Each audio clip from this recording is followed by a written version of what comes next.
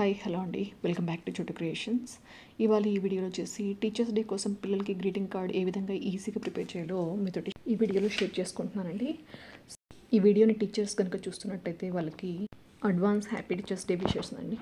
So ఇప్పుడైతే greeting కార్డ్ని ఏ విధంగా ప్రిపేర్ చేసుకోవాలో చూసేద్దాము. సో దీనికోసం ముందుగా ఒక A4 సైజు కలర్ షీట్ని అయితే తీసుకుంటున్నాను. ఇవి మనకి అన్ని స్టేషనరీ షాప్స్లో కూడా అవైలబుల్గా ఉన్నాయన్నమాట. సో ఈచ్ పేపర్ వచ్చేసి 2 రూపీస్ ఎంతో ఛార్జ్ చేస్తున్నారండి. అమెజాన్, ఫ్లిప్కార్ట్లో కూడా అవైలబుల్గా ఉన్నాయండి.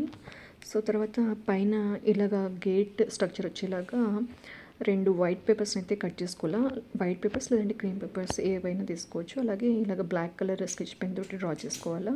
తర్వాత పైన వచ్చేసి ఇలాగ ఆరెంజ్ కలర్ షీట్ని అయితే ఇలా కట్ చేసేసుకొని స్కూల్ నేమ్ అయితే రాసుకోవాలండి. అలాగే లోపల ఒక మెసేజ్ అంటూ రాయడానికి ఇలాగా ఏదో ఒక కలర్ పేపర్ని అయితే తీసుకొని ఇలాగ అటాచ్ చేసుకోవాలి. సో అందులో ఇలాగా స్కెచ్ పెన్ తోటి కార్నర్స్ డ్రా చేసేసి మెసేజ్ అయితే డ్రా చేసేసుకున్నాను. సో ఇప్పుడైతే light pink and dark pink colour పేపర్స్ని ఇలాగా హార్ట్ షేప్లో డ్రా చేసేసుకొని ఇలాగ అటాచ్ చేసుకోవాలి. సో ఇలాగా ఇంకొక దాన్ని కూడా తయారు చేసుకోవాలండి.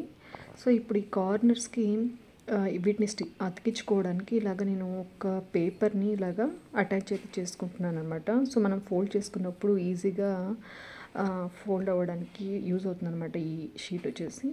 సో ఇలాగ 2 కార్నర్స్ కూడా మనం ఇలాగ అటాచ్ చేసేసుకొని ఈ హార్ట్ షేప్ సింబల్స్ని ఇక్కడ మనం అటాచ్ చేసుకోవాలన్నమాట.